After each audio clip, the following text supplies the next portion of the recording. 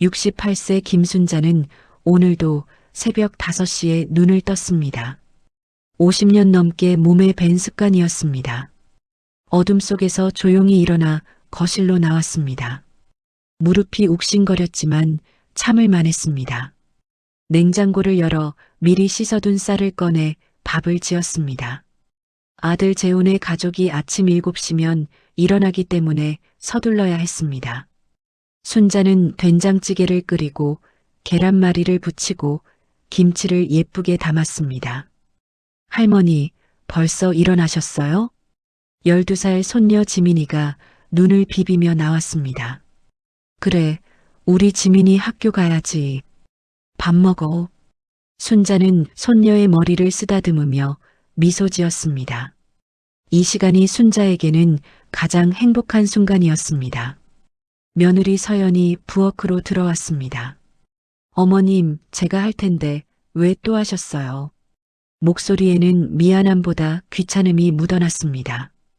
괜찮아. 내가 일찍 일어나는 습관이 있어서. 순자는 며느리가 불편해할까봐 조심스럽게 말했습니다. 서연은 대답 없이 커피만 타서 들고 나갔습니다. 순자는 그 뒷모습을 바라보며 작은 한숨을 쉬었습니다. 아들 재훈이 넥타이를 매며 거실로 나왔습니다. 엄마, 아침 또 차리셨어요? 이제 그만하시고 쉬셔야죠. 아니야, 난 이게 좋아. 너희 밥 차려주는 게. 재훈은 더 이상 말하지 않고 식탁에 앉았습니다.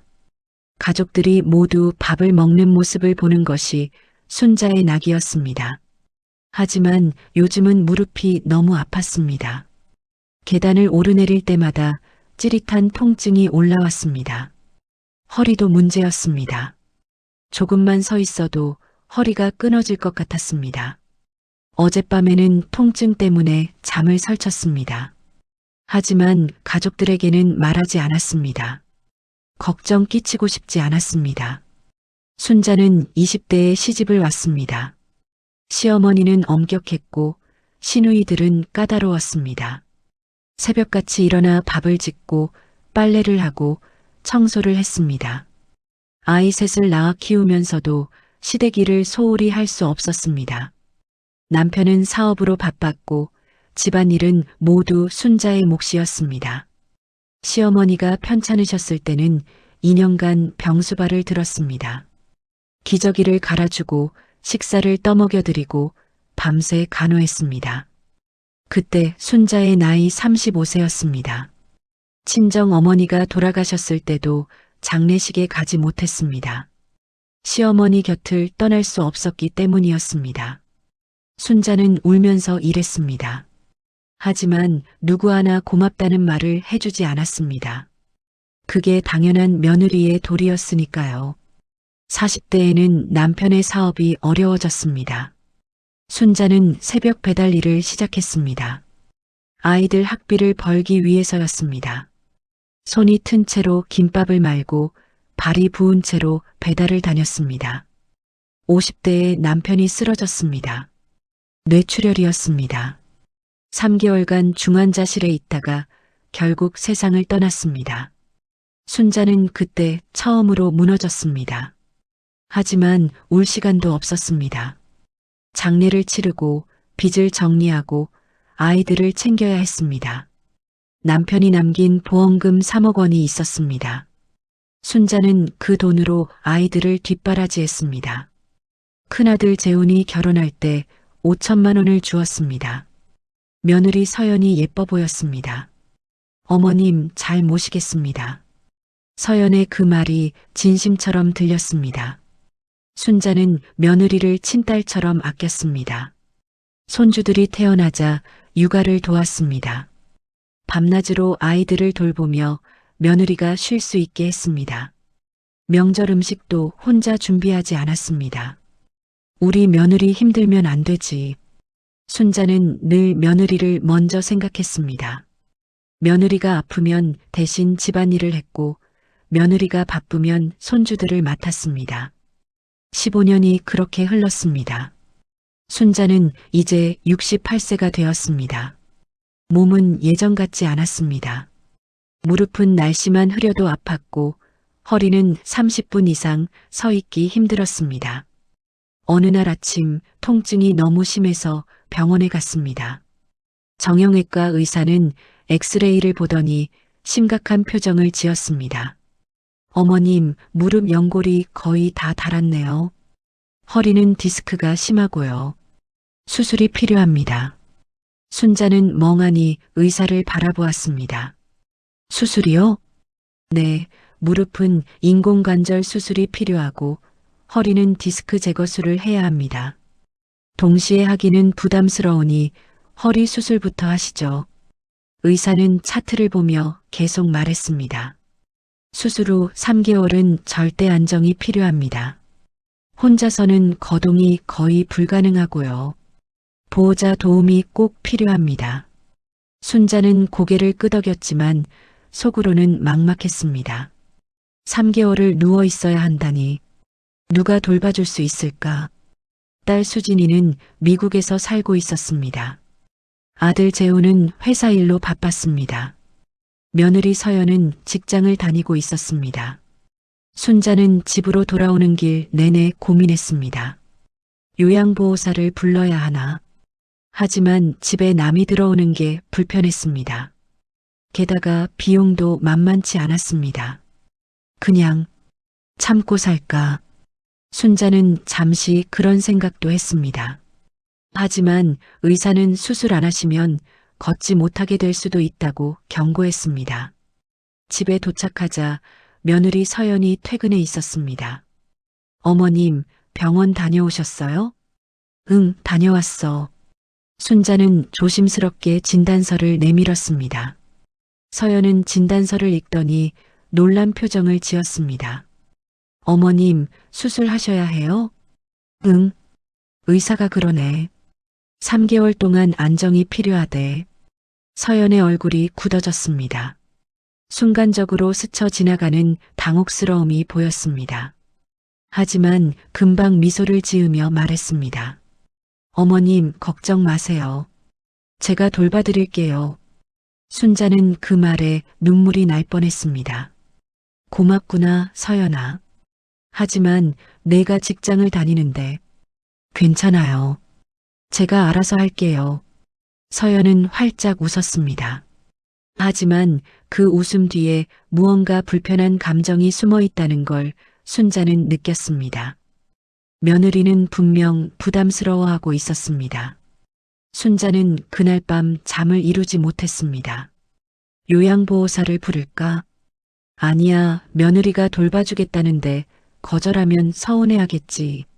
하지만 며느리한테 너무 큰 짐을 지우는 건 아닐까? 온갖 생각이 머릿속을 맴돌았습니다. 다음 날 아침 아들 재훈에게 말했습니다. 재훈아, 엄마 수술해야 한대. 재훈은 놀라며 물었습니다. 뭐? 무슨 수술이요? 순자는 상황을 설명했습니다. 재훈은 심각한 표정으로 고개를 끄덕였습니다. 엄마, 당연히 수술하셔야죠. 걱정 마세요. 서연이가 돌봐드릴 거예요. 순자는 며느리를 쳐다봤습니다. 서연은 억지로 웃으며 말했습니다. 네, 제가 잘 돌봐드릴게요. 하지만 그 목소리에는 확신이 없었습니다. 수술 날짜가 잡혔습니다. 2주 후였습니다. 그 2주 동안 순자는 최대한 집안일을 해두려 했습니다. 김치를 담그고 반찬을 만들어 냉동실에 가득 채워놓았습니다. 며느리가 힘들지 않도록 미리 준비하는 것이었습니다. 무릎과 허리는 비명을 질렀지만 참았습니다. 어머님, 그만하세요. 제가 할게요. 며느리가 말렸지만 순자는 계속했습니다. 괜찮아. 내가 할 수 있을 때 해놔야지. 수술 전날 밤이었습니다. 순자는 서랍 속 낡은 사진첩을 꺼내보았습니다. 젊은 시절의 사진들이었습니다. 시집 첫날 긴장한 표정으로 서 있는 자신의 모습, 아이들을 안고 웃고 있는 모습, 남편과 함께 찍은 마지막 가족 사진. 순자는 사진을 쓰다듬으며 조용히 눈물을 흘렸습니다. 내 인생은 이렇게 흘러갔구나. 누군가를 위해 살다가 이제는 누군가의 도움을 받아야 하는구나. 이 나이가 되어서야 깨달았습니다. 헌신에는 끝이 없지만 몸은 한계가 있다는 것을, 그리고 이제부터는 자신이 짐이 될 수도 있다는 것을. 순자는 사진첩을 덮고 침대에 누웠습니다. 내일이면 수술입니다. 그리고 3개월간의 긴 회복 기간이 시작됩니다. 며느리는 정말 자신을 끝까지 돌봐줄 수 있을까? 아니, 돌봐주고 싶어 할까? 순자는 불안한 마음으로 잠이 들었습니다. 그 불안이 곧 현실이 될 줄은 아직 몰랐습니다. 수술 당일 아침, 가족 모두가 병원에 왔습니다. 재우는 회사에 반차를 냈고 서연도 오전 휴가를 냈습니다. 손주들도 학교에 가기 전에 잠깐 들렀습니다. 할머니, 수술 잘 받고 나오세요. 지민이가 손을 꼭 잡았습니다. 순자는 손녀의 손을 쓰다듬으며 웃었습니다. 그래, 할머니 금방 나올게. 수술실로 들어가기 전 순자는 며느리를 바라봤습니다. 서연은 걱정스러운 표정을 짓고 있었습니다. 하지만 그 눈빛 어딘가에 부담스러움이 묻어났습니다. 순자는 그것을 느꼈지만 애써 무시했습니다. 아니야, 내가 예민한 거야. 우리 며느리가 그럴 리 없어. 마취가 시작되며 의식이 흐려졌습니다. 순자의 마지막 생각은 이것이었습니다. 이 수술이 끝나면 모든 게 괜찮아질까? 하지만 수술이 끝난 후 기다리고 있는 것은 괜찮아지는 것이 아니라 무너지는 것이었습니다. 순자는 그때 알지 못했습니다. 자신이 평생 쌓아온 헌신이 단 3개월 만에 배신으로 돌아올 것이라는 것을, 그리고 그 배신이 자신을 완전히 바꿔놓을 것이라는 것을. 본격적으로 사연 시작하기 전에 구독과 좋아요 부탁드릴게요. 수술은 4시간 만에 끝났습니다. 순자가 눈을 떴을 때는 회복실이었습니다. 온몸이 무겁고 허리에서 묵직한 통증이 느껴졌습니다. 어머님, 깨어나셨어요? 며느리 서연의 목소리가 들렸습니다. 순자는 가까스로 고개를 돌렸습니다. 서연은 피곤한 표정으로 의자에 앉아 있었습니다. 수술 잘 끝났대요. 이제 회복만 하시면 돼요. 고맙구나. 순자는 가늘게 속삭였습니다. 목이 너무 말랐습니다. 간호사가 와서 물을 적신 거즈로 입술을 적셔주었습니다. 보호자분, 오늘 밤은 병원에서 지켜보셔야 해요. 네, 알겠습니다. 서연이 대답했지만 목소리에 힘이 없었습니다. 순자는 미안한 마음이 들었습니다. 며느리도 직장에서 일하느라 피곤할 텐데. 그날 밤 순자는 통증 때문에 거의 잠을 자지 못했습니다. 허리에서 타는 듯한 통증이 밀려왔습니다. 신음소리가 나올 것 같았지만 참았습니다. 옆에서 자고 있는 며느리를 깨우고 싶지 않았습니다. 서연은 간이 침대에서 뒤척이며 잠을 설쳤습니다. 새벽 3시쯤 서연이 벌떡 일어나 화장실로 갔습니다. 복도에서 전화하는 소리가 들렸습니다. 여보, 나 진짜 힘들어. 병원 의자에서 어떻게 자? 남편 재훈과 통화하는 것 같았습니다. 순자는 가슴이 답답해졌습니다. 며느리에게 부담을 주고 있다는 것을 느꼈습니다. 3일 후 퇴원했습니다. 의사는 주의사항을 길게 설명했습니다. 절대 혼자 일어나시면 안 됩니다. 화장실 갈 때도 반드시 보조해야 하고요. 식사는 누워서 하셔야 하고 허리를 구부리는 동작은 금물입니다. 3개월 동안 철저히 안정을 취하셔야 합니다. 서연은 고개를 끄덕이며 메모했습니다. 하지만 그 표정은 점점 굳어졌습니다. 집으로 돌아오는 차 안에서 침묵이 흘렀습니다. 순자는 조심스럽게 말을 꺼냈습니다. 서연아, 내가 너무 부담스럽지? 아니에요, 어머님. 괜찮아요. 서연은 빠르게 대답했습니다. 하지만 그 목소리는 거짓말처럼 들렸습니다. 집에 도착하자 가장 큰 문제가 드러났습니다. 침대에서 화장실까지 가는 것조차 힘들었습니다. 순자는 혼자서는 일어날 수조차 없었습니다. 어머님, 제가 부축해 드릴게요. 서연이 순자를 일으켜 세웠습니다. 순자의 몸무게가 고스란히 며느리에게 실렸습니다. 천천히요. 서연의 목소리에 힘이 들어갔습니다. 화장실까지 가는데 10분이 걸렸습니다. 그리고 용변을 보는 것도 혼자서는 불가능했습니다. 며느리가 옆에서 부축하고 기다려야 했습니다. 순자는 눈물이 날 것 같았습니다. 68년을 살면서 이렇게 무력한 적이 없었습니다. 다 하셨어요? 서연의 목소리가 짜증 섞여 들렸습니다. 순자는 재빨리 대답했습니다. 응, 다 했어. 침대로 돌아와 눕는 것도 고역이었습니다. 서연은 숨을 헐떡이며 순자를 눕혔습니다. 어머님, 저 회사 가야 해요. 점심은 여기 도시락 놓을게요. 그래, 가봐. 나 괜찮아. 하지만 괜찮지 않았습니다. 혼자 남겨지는 것이 두려웠습니다. 서연이 출근하고 집안은 고요해졌습니다. 순자는 천장을 바라보며 누워 있었습니다. 시간이 너무 느리게 갔습니다. 화장실이 가고 싶었지만 참았습니다. 며느리에게 전화할 수가 없었습니다. 점심시간이 되었습니다. 배는 고팠지만 도시락을 먹을 수가 없었습니다. 침대 옆 테이블에 놓여 있었지만 일어날 수가 없었던 것입니다. 순자는 그대로 굶었습니다. 오후 2시쯤 참았던 화장실이 한계에 달했습니다. 떨리는 손으로 며느리에게 전화를 걸었습니다. 여보세요, 어머님? 서연의 목소리가 귀찮다는 듯 들렸습니다. 서연아, 미안한데 화장실이. 어머님, 지금 회의 중이에요. 조금만 참으세요.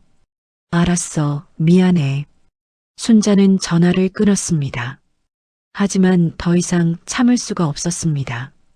결국 순자는 스스로 일어나려 했습니다.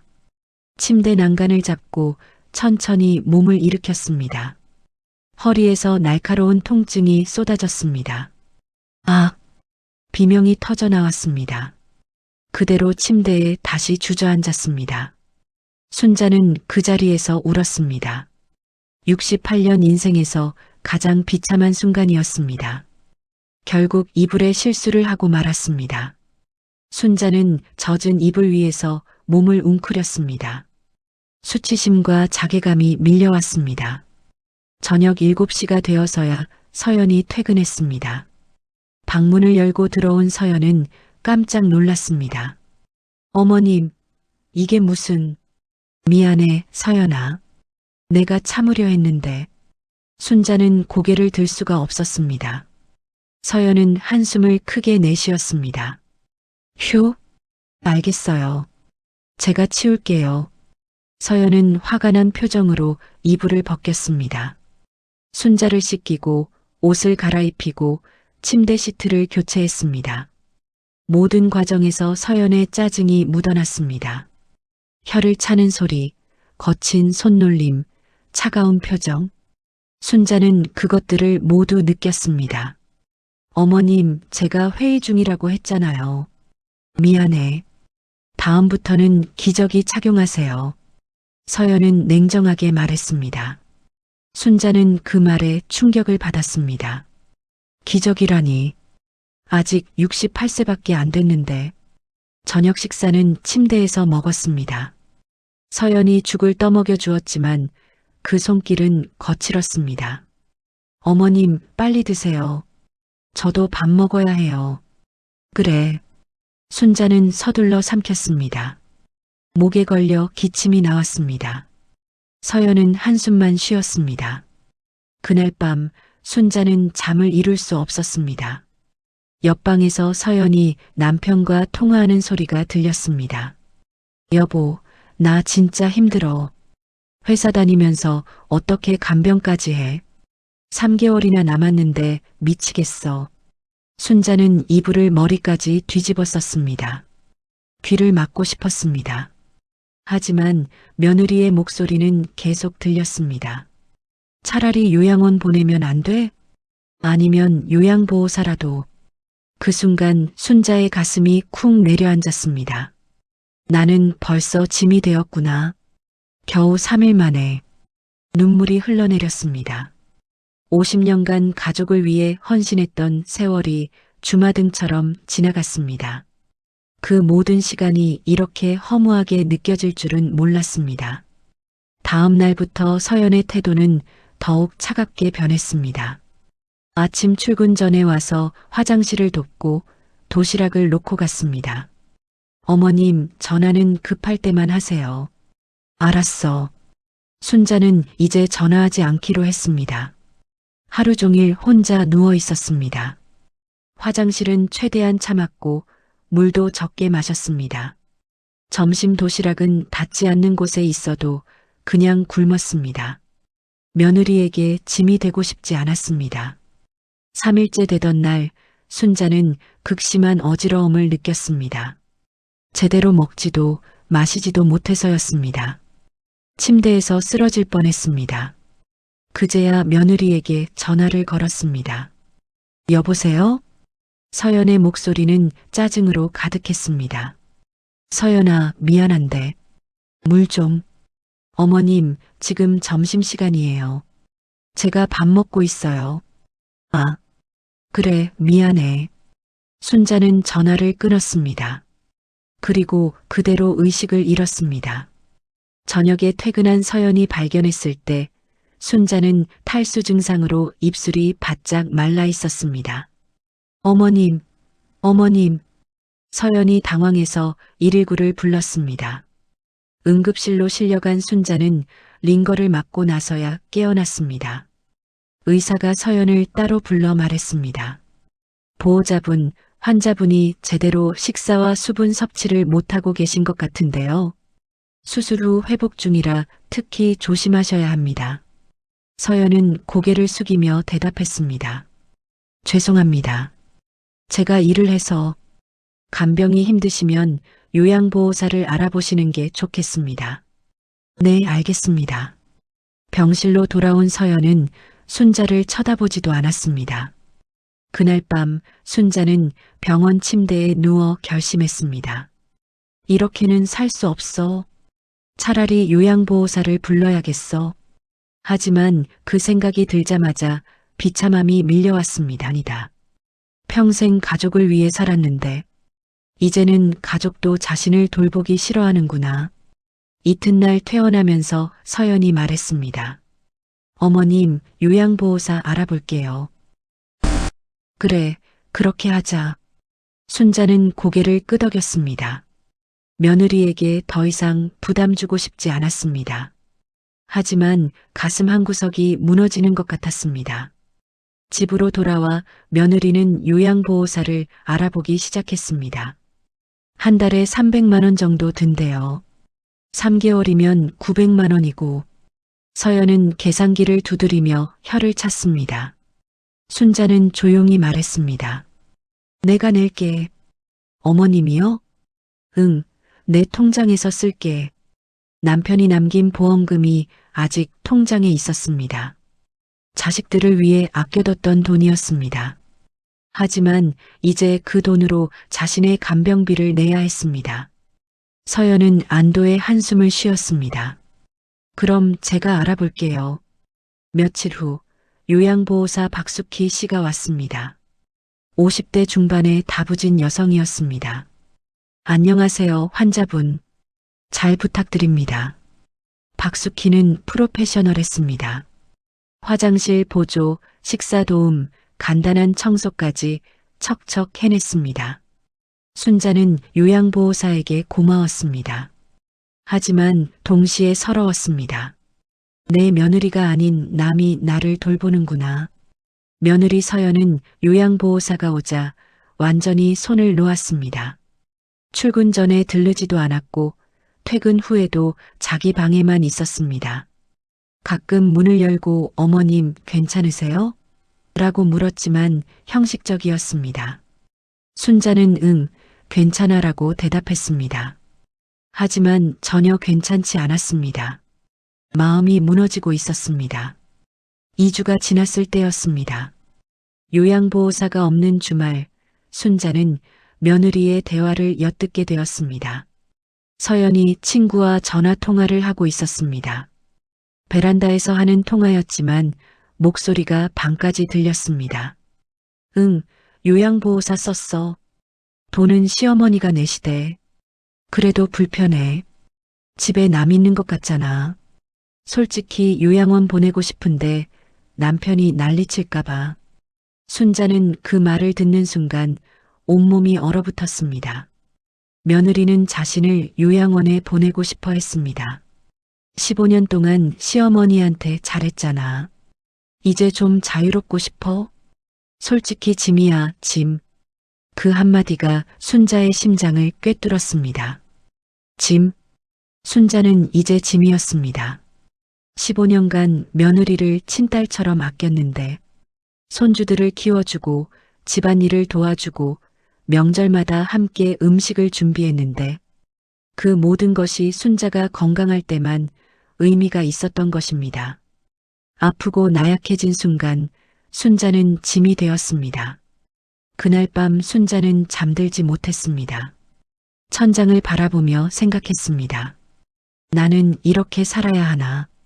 평생 누군가를 위해 살았는데 정작 내가 도움이 필요할 때는 짐이 되는구나. 눈물이 흘러내렸습니다. 하지만 소리내어 울 수 없었습니다.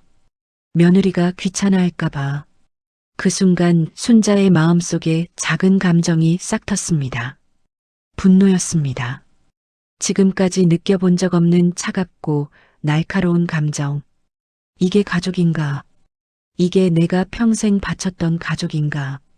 순자는 그날 밤 결심했습니다. 더 이상 당하고만 있지 않겠다고. 며느리가 자신을 어떻게 보는지 똑똑히 보여주겠다고. 그리고 그 대가를 치르게 하겠다고. 순자의 눈빛이 변했습니다. 헌신하는 시어머니가 아닌 복수하는 여인으로. 다음 날 아침 순자는 요양보호사 박숙희에게 조용히 물었습니다. 박 선생님, 혹시 제 며느리가 어떤지 보이세요? 박숙희는 잠시 망설이다가 조심스럽게 대답했습니다. 글쎄요. 제가 뭐라 말씀드리기는. 괜찮아요. 솔직하게 말해주세요. 순자의 목소리는 단호했습니다. 박숙희는 한숨을 쉬며 말했습니다. 어르신, 제가 이 일 20년 했는데요. 며느리분이 많이 힘들어 하시는 것 같아요. 하지만 어떻게 말해야 할까요? 다른 집 며느리들보다는 좀 차가운 편이에요. 순자는 고개를 끄덕였습니다. 역시 자신만 느낀 게 아니었습니다. 한 번은 며느리분이 전화 통화하시는 걸 들었어요. 언제까지 이래야 하나 그런 말씀을. 박숙희는 더 이상 말하지 않았습니다. 순자는 쓴웃음을 지었습니다. 그래, 내가 짐이지. 아픈 노인은 짐이야. 그날 오후 순자는 며느리에게 부탁했습니다. 서연아, 잠깐만 이리 와봐. 서연은 귀찮은 표정으로 방에 들어왔습니다. 왜요, 어머님? 은행 좀 다녀와야 할 것 같은데 같이 갈 수 있니? 은행요? 인터넷 뱅킹 하시면 되잖아요. 아니야, 중요한 일이라 직접 가야 해. 서연은 한숨을 쉬었습니다. 어머님, 저 내일 중요한 회의 있어요. 준비해야 하는데. 그래, 알았어. 괜찮아. 순자는 더 이상 말하지 않았습니다. 서연은 안도하는 표정으로 방을 나갔습니다. 순자는 그 모습을 지켜보며 마음속에 무언가를 새겼습니다. 며칠 후 순자는 몸 상태가 조금 나아졌습니다. 의사는 회복이 빠른 편이라며 칭찬했습니다. 순자는 요양보호사의 부축을 받아 집안을 조금씩 걸었습니다. 하지만 며느리는 그것조차 불편해했습니다. 어머님, 복도에서 걸으시면 애들 놀다가 부딪힐 수 있어요. 그냥 방에서만 계세요. 순자는 대답 없이 방으로 돌아갔습니다. 점점 자신이 이 집에서 설 자리가 없어지는 것을 느꼈습니다. 어느 토요일 오후였습니다. 요양보호사는 주말이라 쉬는 날이었습니다. 순자는 화장실이 급해서 며느리를 불렀습니다. 서연아, 미안한데 화장실 좀. 서연은 TV를 보다가 짜증내며 일어났습니다. 휴, 알았어요. 하지만 화장실까지 가는 중간에 서연의 핸드폰이 울렸습니다. 친구에게서 온 전화였습니다. 서연은 순자를 화장실 문 앞에 세워두고 전화를 받았습니다. 응, 나야. 뭐, 지금? 아, 그거 재미있을 것 같은데? 서연은 전화 통화에 빠져들었습니다. 순자는 화장실 문에 기댄 채 기다렸습니다. 5분, 10분이 지났습니다. 순자는 다리에 힘이 풀려 쓰러질 것 같았습니다. 서연아. 하지만 서연은 복도에서 웃으며 통화 중이었습니다. 결국 순자는 혼자 화장실에 들어가려다 미끄러졌습니다. 으악! 쿵 소리와 함께 바닥에 넘어졌습니다. 허리에서 찢어지는 듯한 통증이 쏟아졌습니다. 그제야 서연이 달려왔습니다. 어머님, 괜찮으세요? 아, 아파. 순자는 신음을 흘렸습니다. 서연은 순자를 간신히 일으켜 침대로 옮겼습니다. 어머님, 왜 혼자 들어가려고 하셨어요? 서연은 오히려 화를 냈습니다. 순자는 말문이 막혔습니다. 며느리가 전화 통화하느라 자신을 방치했는데 잘못은 자신에게 돌아왔습니다. 그날 밤 통증이 심해져서 다시 병원에 갔습니다. 다행히 큰 문제는 없었지만 의사는 경고했습니다. 환자분, 혼자 움직이시면 안 됩니다. 수술 부위가 다시 손상될 수 있어요. 집으로 돌아오는 차 안에서 서연이 말했습니다. 어머님, 저한테만 의지하지 마시고 요양보호사 선생님한테 부탁하세요. 주말에도 오시게 할게요. 순자는 창밖을 보며 대답했습니다. 그래. 그 순간 순자는 깨달았습니다. 며느리는 자신과 단 1분도 함께 있고 싶어 하지 않는다는 것을. 다음 주 월요일이었습니다. 서연이 출근 준비를 하며 순자의 방문을 두드렸습니다. 어머님, 저 출근해요. 그래. 도시락 놓고 갈게요. 박 선생님 10시에 오세요. 서연은 그 말만 남기고 나갔습니다. 하지만 그날 박숙희는 오지 않았습니다. 10시, 11시가 지나도 연락이 없었습니다. 순자는 불안해서 박숙희에게 전화를 걸었습니다. 여보세요? 박숙희의 목소리가 힘없이 들렸습니다. 어르신, 죄송한데 오늘 못 갈 것 같아요. 제가 갑자기 몸살이 심하게 나서 내일은 꼭 갈게요. 순자는 어쩔 수 없이 알았다고 했습니다. 며느리에게 연락해야 하나 고민했지만 전화하지 않았습니다. 어차피 귀찮아할 게 뻔했습니다. 순자는 하루 종일 혼자였습니다. 점심 도시락은 침대 옆에 있었지만 일어날 수가 없었습니다.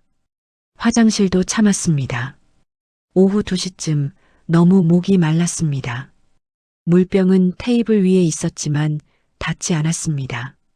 순자는 침대에서 손을 뻗어봤지만 소용없었습니다. 결국 며느리에게 전화를 걸었습니다. 여보세요? 서연의 목소리가 차갑게 들렸습니다. 서연아, 박 선생님이 오늘 못 오셔서. 어머님, 지금 회의 중이에요. 아, 그래. 미안해. 순자는 전화를 끊었습니다. 가슴이 답답했습니다.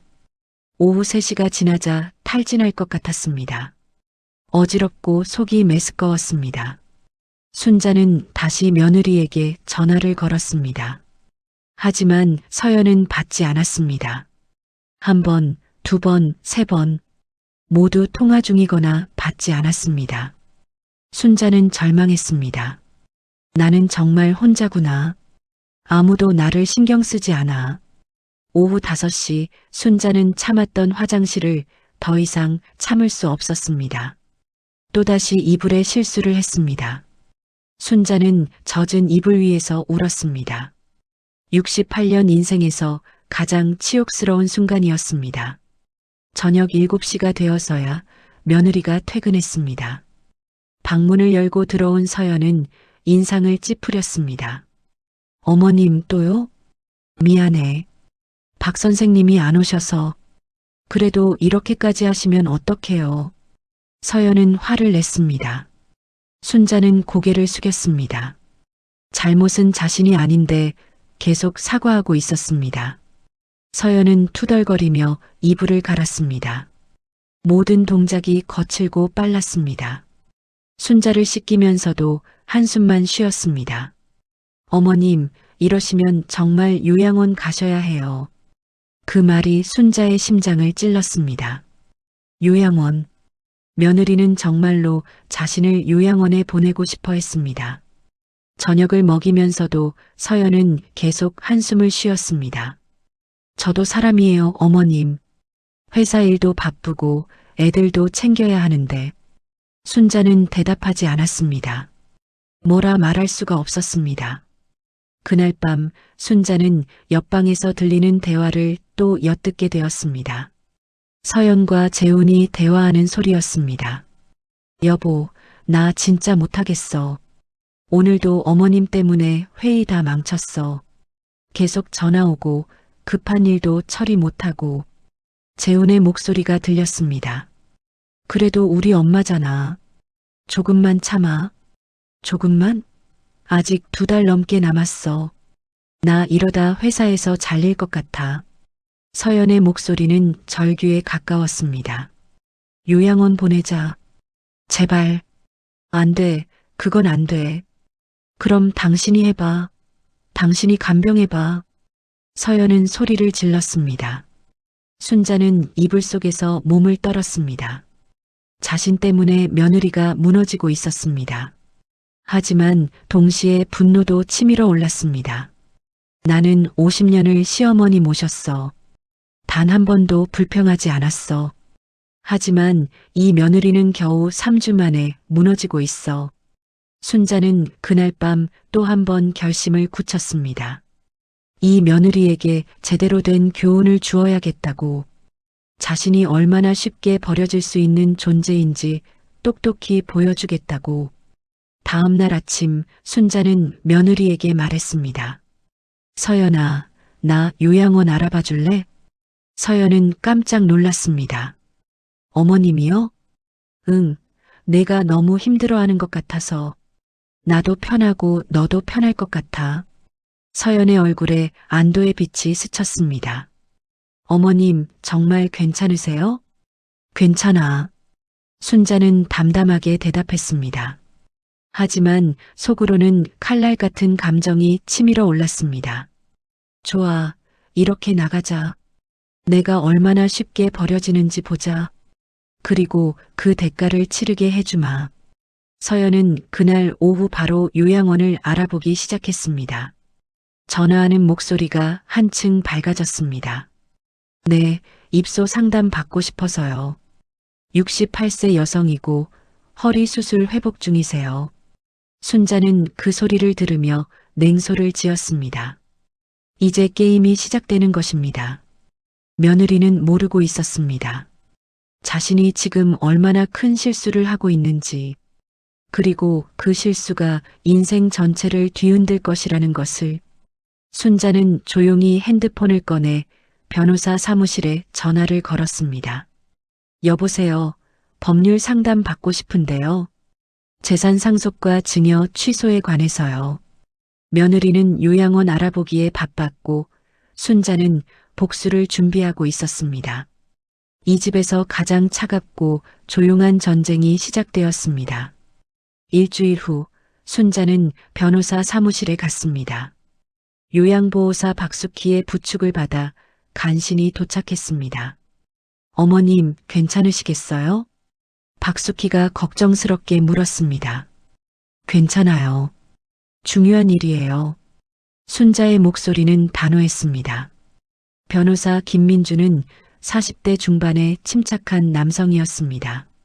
어르신, 편하게 앉으세요. 순자는 의자에 앉아 준비해온 서류들을 꺼냈습니다. 통장 사본, 부동산 등기부등본, 그리고 아들에게 빌려준 돈의 차용증. 제 재산을 정리하고 싶어요. 김민준 변호사는 서류를 꼼꼼히 살펴봤습니다. 어르신, 현재 보유하신 재산이 상당하시네요. 예금이 3억 2천, 아드님께 빌려주신 돈이 1억. 그리고 이 아파트는. 변호사는 등기부등본을 보며 눈썹을 올렸습니다. 아직 어르신 명의로 되어 있네요. 네, 아들한테 살게만 해줬지 명의는 안 넘겼어요. 순자는 담담하게 말했습니다. 사실 3년 전 순자는 아들 부부에게 이 집을 주겠다고 약속했습니다. 하지만 명예 이전은 나중에 천천히라며 미뤄왔습니다. 마음 한구석에 불안함이 있었기 때문이었습니다. 그 불안이 지금 무기가 되었습니다. 현재 시세가 7억 정도 되겠네요. 합치면 총 11억 정도의 재산이십니다. 변호사는 계산기를 두드렸습니다. 유언장 작성하시겠어요? 네, 그리고 아들에게 빌려준 돈도 당장 회수하고 싶어요. 변호사는 잠시 망설이다가 물었습니다. 실례지만 무슨 일이 있으셨나요? 순자는 깊은 한숨을 쉬었습니다. 그리고 지난 한 달간의 일을 모두 털어놓았습니다. 수술 후 겪은 며느리의 냉대, 혼자 방치되었던 시간들, 요양원 이야기까지. 변호사는 고개를 끄덕이며 들었습니다. 어르신, 충분히 이해합니다. 법적으로 가능한 모든 조치를 취해드리겠습니다. 유언장 작성은 1시간이 걸렸습니다. 순자는 또렷한 정신으로 한 글자 한 글자 확인했습니다. 제 재산은 딸 수진에게 80%를 상속합니다. 아들 재훈에게는 법정 최소 유류분만 상속합니다. 며느리 서연에게는 단 한 푼도 상속하지 않습니다. 변호사가 조심스럽게 물었습니다. 아드님께는 말씀하지 않으시겠어요? 아직은 아니에요. 순자는 고개를 저었습니다. 때가 되면 알려줄 거예요. 사무실을 나서며 순자는 가슴이 뻥 뚫리는 것 같았습니다. 50년 인생 처음으로 자신을 위한 결정을 내렸습니다. 집으로 돌아오자 며느리가 거실에서 TV를 보고 있었습니다. 어머님, 어디 다녀오셨어요? 응, 병원. 순자는 짧게 대답하고 방으로 들어갔습니다. 서연은 더 이상 묻지 않았습니다. 관심이 없었던 것입니다. 그날 저녁 아들 재훈이 퇴근했습니다. 순자는 재훈을 방으로 불렀습니다. 재훈아, 엄마가 할 말이 있어. 왜요, 엄마? 재훈은 피곤한 표정으로 앉았습니다. 3년 전에 빌려준 돈 있지? 네, 1억이요. 그거 이번 달 안으로 갚아줘. 재훈은 깜짝 놀랐습니다. 엄마, 갑자기 왜요? 엄마가 쓸 데가 있어. 하지만 제 가게 운영 자금인데 갑자기 빼면 문제가. 순자는 단호하게 말했습니다. 차용증에 요구시 즉시 변제라고 써 있어. 법적으로 문제 없어. 재훈은 당황한 표정으로 어머니를 바라봤습니다. 엄마, 무슨 일 있으세요? 없어. 그냥 내 돈 내가 쓰려고. 하지만 다음 주까지 입금해줘. 순자는 더 이상 대화하지 않고 고개를 돌렸습니다. 재훈은 어리둥절한 표정으로 방을 나갔습니다. 복도에서 서연과 재훈이 대화하는 소리가 들렸습니다. 여보, 무슨 일이래? 엄마가 갑자기 돈 갚으래. 1억이나 되는 돈을? 응. 이상해. 엄마가 원래 이런 분이 아닌데. 서연은 잠시 침묵하다가 말했습니다. 혹시 요양원 들어가시려고 그런 거 아닐까? 그럴 수도 있겠네. 두 사람은 더 이상 깊이 생각하지 않았습니다. 하지만 순자는 모든 것을 계획하고 있었습니다. 다음 날 순자는 딸 수진에게 영상통화를 걸었습니다.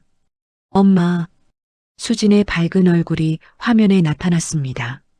수진아, 잘 지내니? 네, 엄마. 몸은 좀 어때요? 괜찮아, 나아지고 있어. 순자는 잠시 망설이다가 말했습니다. 수진아, 엄마가 심각한 얘기할게. 수진의 표정이 굳어졌습니다. 왜요? 무슨 일이에요? 순자는 지난 한 달간의 일을 모두 말했습니다. 며느리의 냉대, 혼자 방치되었던 일, 요양원 이야기까지. 수진은 듣다가 눈물을 흘렸습니다. 엄마, 오빠네가 그렇게까지. 나는 괜찮아. 이제 준비하고 있으니까. 준비요? 순자는 유언장 이야기는 하지 않았습니다. 대신 다른 부탁을 했습니다. 수진아, 다음 달에 한국 올 수 있니? 네, 갈게요. 엄마 보러 갈게요. 고맙구나. 통화를 끝내고 순자는 창밖을 바라봤습니다. 모든 준비가 착착 진행되고 있었습니다. 며칠 후 재훈이 1억 원을 입금했습니다. 순자의 통장에 돈이 들어왔다는 문자가 왔습니다. 순자는 미소를 지었습니다. 이제 며느리가 손댈 수 있는 돈은 하나도 없었습니다. 그날 저녁 순자는 며느리를 관찰했습니다. 서연은 여전히 형식적으로만 안부를 물었습니다. 어머님, 식사하셨어요? 응. 불편한 데는 없으세요? 없어. 대화는 늘 이렇게 짧고 차갑게 끝났습니다. 서연은 순자의 방에 5분 이상 머무르지 않았습니다. 반면 순자는 서연의 모든 것을 지켜봤습니다. 며느리가 거실에서 친구들과 통화할 때, 응, 이제 거의 다 됐어. 조금만 참으면 돼. 요양원 알아보고 있어. 다음 달쯤 들어가실 것 같아. 그럼 나도 좀 자유로워지지. 며느리가 남편에게 불평할 때, 여보, 나 진짜 이제 한계야. 어머니 간병하느라 내 인생이 없어. 빨리 요양원 보내자. 모든 대화를 순자는 녹음했습니다. 요양보호사 박숙희도 도왔습니다. 어르신, 이거 필요하시면 제가 증인도 서드릴게요. 고맙습니다, 박 선생님. 순자는 차곡차곡 증거를 모았습니다. 며느리의 냉대, 방치, 요양원으로 보내려는 시도들 모두 기록으로 남겼습니다. 한편 며느리는 요양원 알아보기에 여념이 없었습니다. 어느 날 저녁 서연이 순자에게 말했습니다. 어머님, 좋은 요양원 찾았어요. 시설도 깨끗하고 의료진도 상주해요. 다음 주에 같이 가서 보실래요? 순자는 고개를 끄덕였습니다. 그래, 가보자. 서연은 환하게 웃었습니다. 드디어 시어머니를 떠나보낼 수 있다는 안도감이 얼굴에 가득했습니다. 하지만 며느리는 몰랐습니다. 자신이 지금 얼마나 큰 함정에 빠지고 있는지. 순자는 조용히 미소 지었습니다. 좀 더 기다려라. 내가 나를 완전히 버릴 때까지. 그때 내가 움직일 거야. 다음 주 둘은 함께 요양원을 방문했습니다. 깨끗한 시설과 친절한 직원들이 인상적이었습니다. 어머님, 여기 어때요? 좋죠?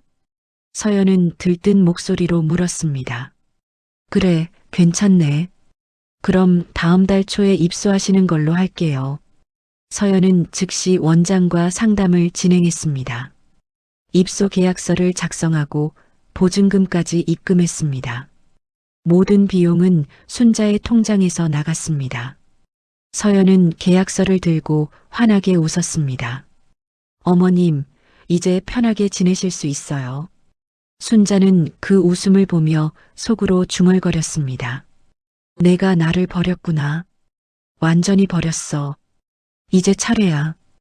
요양원에서 돌아온 그날 밤, 순자는 변호사에게 전화를 걸었습니다.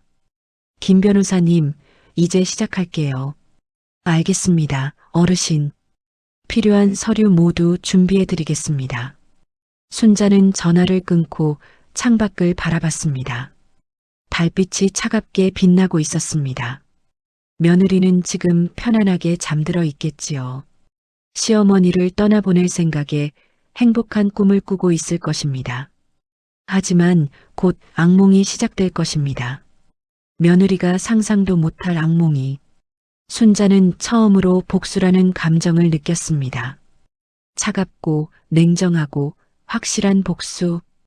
50년간 참아왔던 모든 것이 이제 폭발하려 하고 있었습니다. 입소일은 2주 후로 정해졌습니다. 그 2주 동안 며느리 서연은 들뜬 표정으로 지냈습니다. 어머님, 요양원 가시면 편하실 거예요. 전문 간호사들이 24시간 계시니까요. 서연은 마치 자신이 큰 효도를 하는 것처럼 말했습니다. 하지만 순자는 알고 있었습니다. 며느리는 자신을 버리는 것이 얼마나 편한지만 생각하고 있다는 것을. 순자는 조용히 계획을 실행에 옮기기 시작했습니다. 먼저 부동산 중개인을 불렀습니다. 이 아파트 시세가 얼마나 되죠? 7억 정도 됩니다. 어르신. 매물로 내놓으면 얼마나 걸릴까요? 이 단지는 인기가 좋아서 한 달 안에 팔릴 겁니다. 순자는 고개를 끄덕였습니다. 다음 주부터 매물로 내놓아 주세요. 네. 그런데 가족분들은 아시나요? 제 집이니 제가 결정할 일이죠. 순자의 목소리는 단호했습니다. 중개인은 더 이상 묻지 않고 서류를 준비했습니다. 다음으로 순자는 아들의 가게에 대해 알아봤습니다. 재훈이 운영하는 치킨 프랜차이즈 3개. 순자가 준 1억 원으로 시작했고 계약서상 순자가 50% 지분을 가지고 있었습니다. 변호사에게 전화를 걸었습니다. 김 변호사님, 제 가게 지분 정리하고 싶어요. 매각하시겠어요? 아니요, 아들에게 정리하라고 통보하세요. 지분을 사들이든지 아니면 제가 가게를 팔든지. 알겠습니다. 법적 통지서 발송하겠습니다. 모든 준비가 완료되었습니다. 순자는 딸 수진에게 다시 전화했습니다. 수진아, 다음 주에 한국 오는 거 맞지? 네, 엄마. 표 끊었어요. 올 때 변호사랑 같이 와줄 수 있니? 무슨 일인데요? 순자는 모든 계획을 설명했습니다. 수진은 전화기 너머로 숨을 죽였습니다. 엄마, 정말 그렇게까지 하실 거예요? 그래, 이제 나도 당당하게 살고 싶구나. 알겠어요, 엄마. 제가 도와드릴게요. 요양원 입소 3일 전이었습니다. 등기 우편이 집으로 도착했습니다. 발신인은 법무법인, 수신인은 아들 재훈. 재훈이 퇴근해서 우편물을 뜯어봤습니다. 얼굴이 하얗게 변했습니다. 이게 무슨... 내용은 간단했습니다. 김순자 씨가 소유한 가게 지분 50%에 대한 권리 행사 통지. 30일 이내 지분 매입 또는 가게 매각 진행 예정. 재훈은 황급히 어머니 방으로 달려갔습니다. 엄마, 이게 무슨 일이에요? 순자는 침대에 앉아 차분하게 대답했습니다. 내 지분 정리하는 거야. 갑자기 왜요? 제가 뭘 잘못했어요? 잘못한 게 있으면 내가 알겠지. 재훈은 당황해서 어쩔 줄 몰랐습니다. 그때 서연이 들어왔습니다. 무슨 일이에요? 재훈은 통지서를 며느리에게 보여줬습니다. 서연의 얼굴도 굳어졌습니다. 어머님, 왜 갑자기 이러세요? 순자는 서연을 똑바로 쳐다봤습니다. 갑자기 한 달 넘게 준비한 건데. 준비요? 그래, 너희가 나를 어떻게 대했는지 다 알아. 순자의 목소리는 차가웠습니다. 서연은 변명하려 했습니다. 어머님, 저희가 최선을 다했어요. 최선? 나를 하루 종일 방치하고, 화장실도 못 가게 하고, 요양원으로 보내는 게 최선이야? 순자의 목소리가 높아졌습니다. 재훈이 끼어들었습니다. 엄마, 요양원은 어머니가 편하시라고. 거짓말하지 마. 순자는 핸드폰을 꺼내 녹음 파일을 틀었습니다. 서연의 목소리가 흘러나왔습니다. 이제 거의 다 됐어. 조금만 참으면 돼. 요양원 보내면 나도 자유로워지지. 어머니 간병하느라 내 인생이 없어. 서연의 얼굴이 새하얗게 변했습니다. 이건 언제? 내가 전화할 때마다 녹음했어. 한 달 넘게. 순자는 핸드폰을 내려놓았습니다. 재훈은 아내를 믿을 수 없다는 표정으로 쳐다봤습니다. 당신이 정말 이렇게 말했어? 서연은 말문이 막혔습니다. 순자는 계속 말했습니다. 나는 50년을 시어머니 모셨어. 기저귀 갈아드리고 밤새 간호하고 내 친정어머니 장례식도 못 갔어. 단 한 번도 불평하지 않았어. 그게 며느리의 도리라고 배웠으니까. 순자의 눈에서 눈물이 흘렀습니다. 하지만 너는 한 달도 못 버텼어. 나를 짐이라고 했지. 요양원으로 버리려고 했지. 서연은 무릎을 꿇었습니다. 어머님, 죄송해요. 제가 잘못했어요. 이제 와서 사과해도 소용없어. 순자는 고개를 저었습니다. 나도 결정했어. 이 집 팔 거야. 재훈이 소리쳤습니다. 뭐라고요? 이 집을요? 그래, 이미 매물로 나갔어. 엄마, 그럼 저희는 어떡하라고요? 너희가 알아서 해.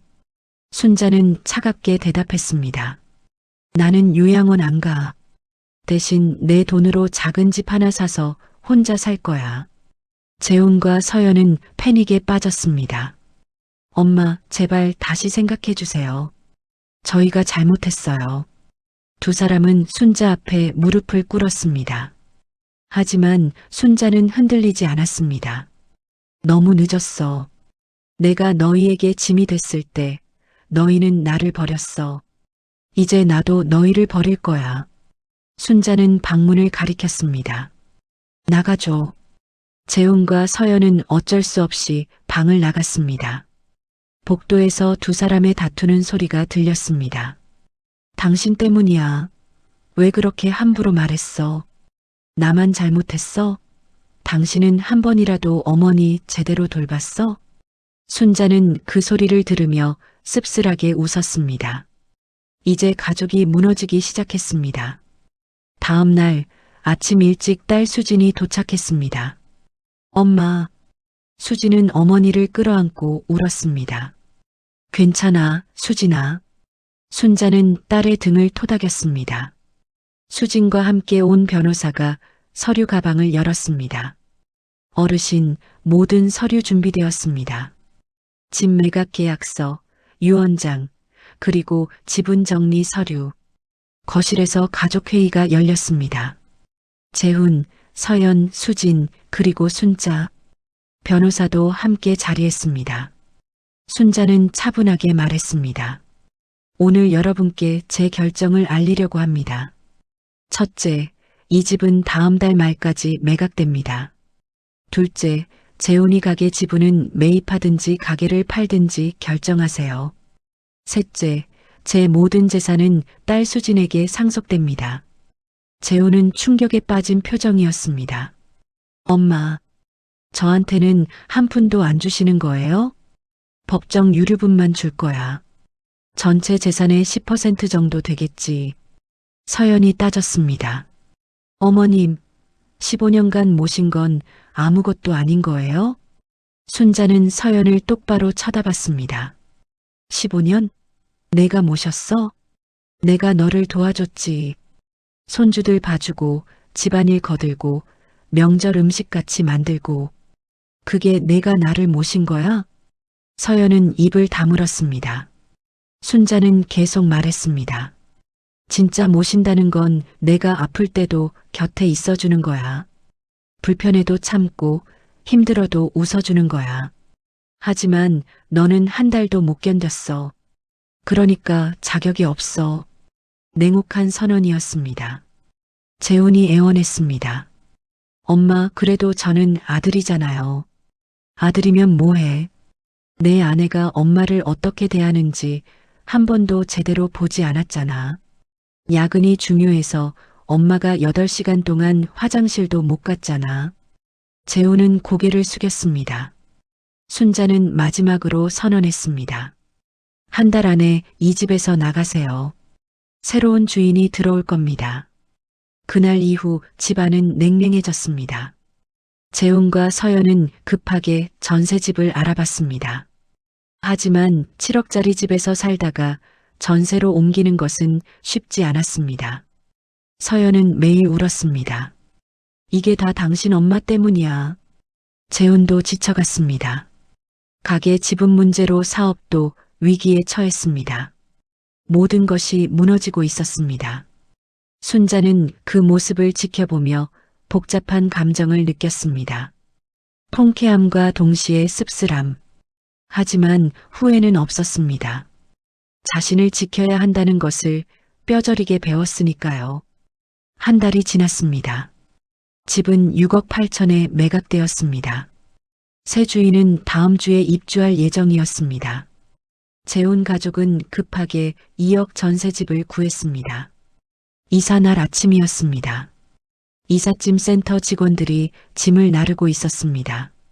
재훈과 서연은 지친 표정으로 짐을 정리했습니다. 순자는 자신의 방에서 조용히 짐을 꾸렸습니다. 많지 않았습니다. 평생 모은 것이 겨우 박스 3개에 불과했습니다. 어머님, 문이 열리고 재훈이 들어왔습니다. 정말 이렇게 끝나는 거예요? 재훈의 목소리는 지쳐 있었습니다. 순자는 짐을 꾸리던 손을 멈췄습니다. 재훈아, 앉아봐. 재훈은 바닥에 주저앉았습니다. 순자는 아들 옆에 앉았습니다. 엄마가 너무했다고 생각하니? 모르겠어요. 재훈은 고개를 떨구었습니다. 엄마, 저도 잘못했어요. 서연이도 잘못했고요. 하지만 이렇게까지 하실 필요가 있었나요? 순자는 깊은 한숨을 쉬었습니다. 재훈아, 엄마가 왜 이랬는지 알아? 모르겠어요. 복수하려고 한 게 아니야. 순자의 목소리가 떨렸습니다. 재훈은 고개를 들어 어머니를 바라봤습니다. 그럼 뭐예요? 가르쳐 주려고 한 거야. 가르쳐요?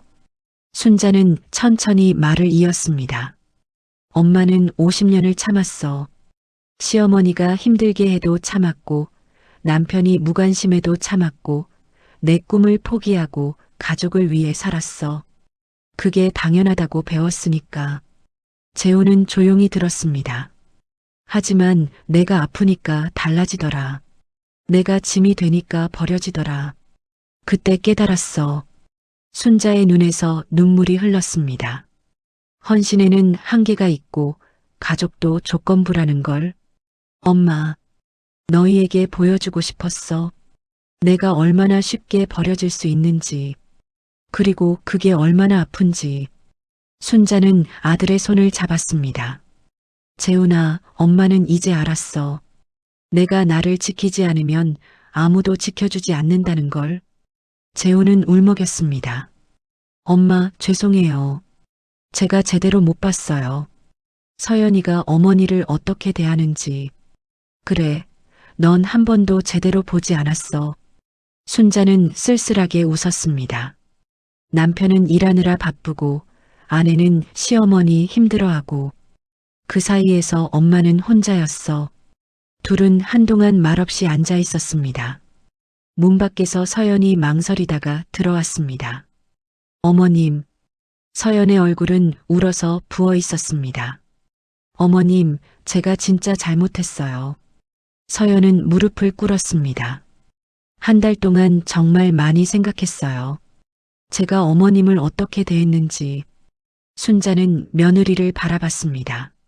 서연은 눈물을 흘리며 말을 이었습니다. 저도 시어머니가 될 날이 올 거예요. 그때 며느리가 저를 이렇게 대하면 생각만 해도 무서워요.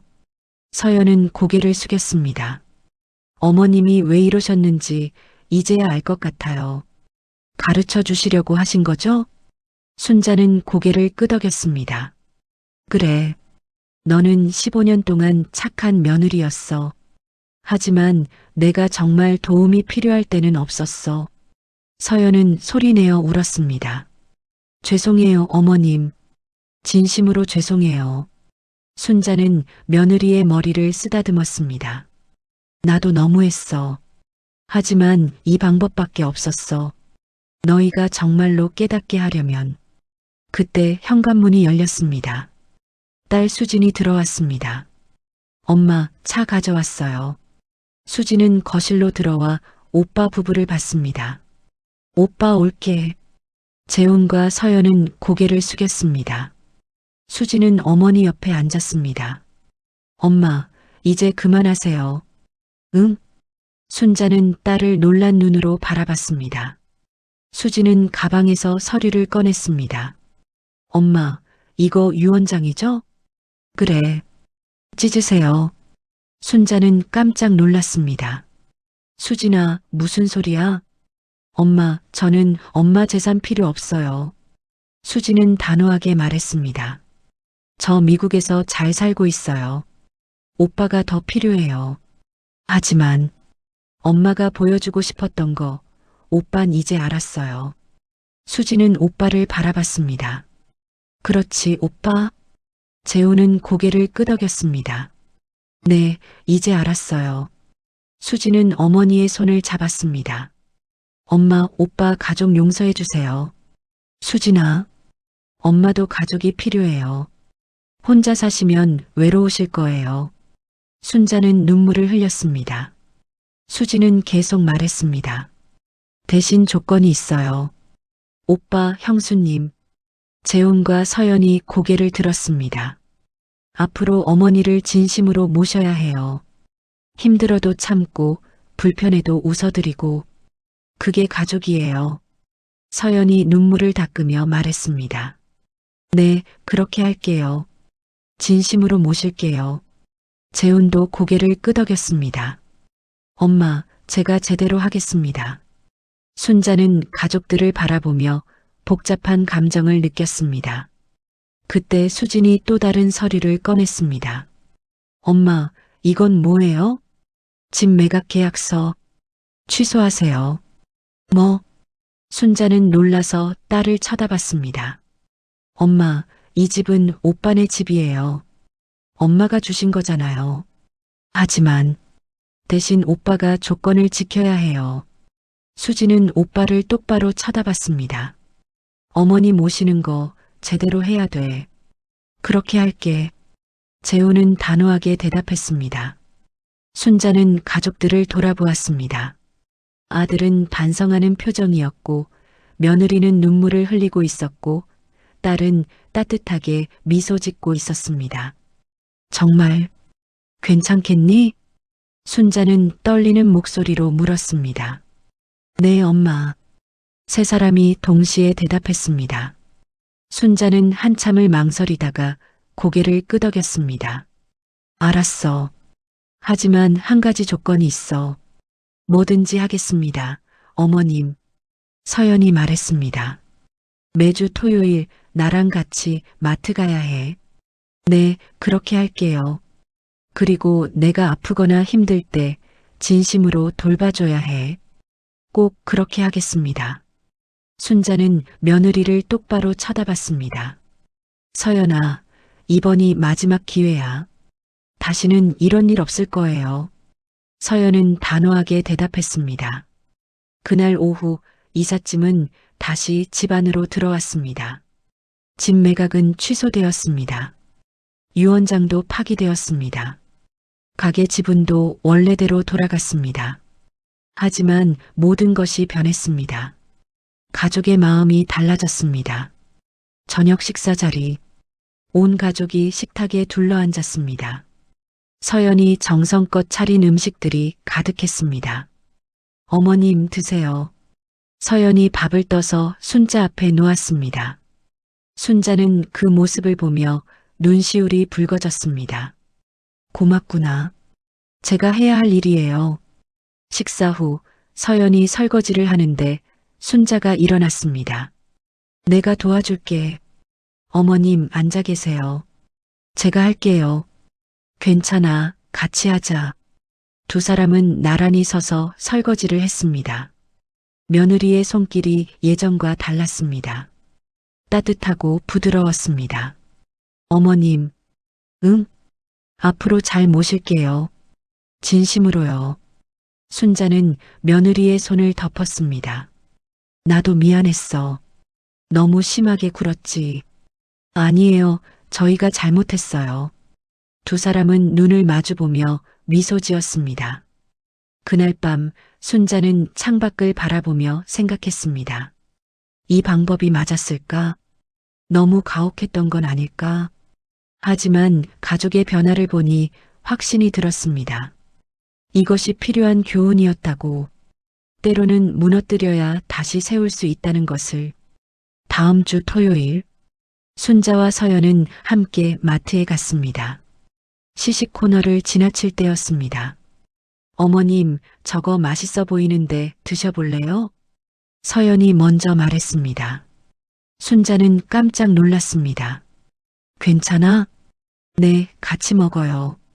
두 사람은 나란히 서서 시식을 했습니다. 주변 사람들의 시선 같은 건 이제 중요하지 않았습니다.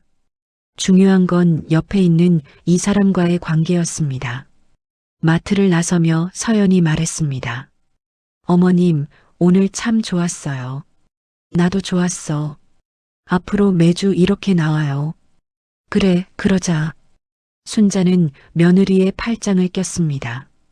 두 사람은 나란히 걸어갔습니다. 그 모습은 진짜 모녀 같았습니다. 집으로 돌아오는 길, 순자는 문득 생각했습니다. 내가 원했던 게 바로 이거였어. 돈도 집도 아니야. 진심으로 날 대해주는 가족. 그게 전부였어. 한 달 전에 차갑고 냉정했던 순자는 사라졌습니다. 이제 순자는 다시 따뜻한 할머니로 돌아왔습니다. 하지만 예전과 달랐습니다. 이제는 당당했습니다. 자신을 지킬 줄 아는 사람이 되었습니다. 저녁 무렵 딸 수진이 공항으로 떠나기 전에 들렀습니다. 엄마, 저 이제 가요. 그래, 조심히 가렴. 수진은 어머니를 꼭 안았습니다. 엄마, 행복하세요. 너도. 오빠가 제대로 안 하면 바로 연락하세요. 알았어. 걱정 마. 수진이 떠나고 집은 다시 조용해졌습니다. 하지만 예전의 그 냉랭함은 없었습니다. 이제는 따뜻한 고요함이었습니다.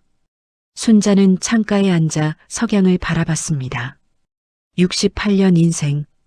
힘들고 고달팠지만 이제 새로운 시작입니다. 가족의 의미를 다시 배웠고 자신의 가치를 깨달았습니다. 노년은 끝이 아니라 또 다른 시작이라는 것을. 저 멀리서 손주들이 학교에서 돌아오는 소리가 들렸습니다. 할머니, 지민이가 달려와 안겼습니다. 오늘 학교에서 상 받았어요. 그래, 우리 손녀 최고야. 순자는 손녀를 꼭 안았습니다. 이제 이 아이들도 배울 것입니다. 가족이란 무엇인지, 노인을 어떻게 대해야 하는지, 그리고 사랑은 조건 없이 주어지는 것이 아니라는 것을. 순자는 미소 지으며 손녀의 머리를 쓰다듬었습니다. 인생의 가장 큰 교훈을 얻은 날, 그리고 진짜 가족을 되찾은 날. 순자의 복수는 이렇게 끝이 났습니다. 하지만 그것은 끝이 아니라 새로운 시작이었습니다. 서로를 진심으로 이해하고 존중하는 가족으로의 시작. 순자는 창밖 노을을 바라보며 조용히 중얼거렸습니다. 이제야 진짜 가족이 되었구나. 6개월 후, 순자는 건강을 완전히 회복했습니다. 매주 토요일 며느리와 마트에 가고 손주들과 공원을 산책했습니다.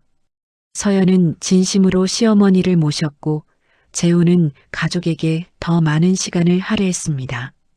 그리고 무엇보다 중요한 것, 순자는 이제 자신을 지킬 줄 아는 사람이 되었습니다. 헌신도 중요하지만 자신의 존엄도 지켜야 한다는 것을 배웠습니다. 이 이야기는 한 노인의 복수극이 아니었습니다. 진짜 가족의 의미를 되찾는 이야기였습니다.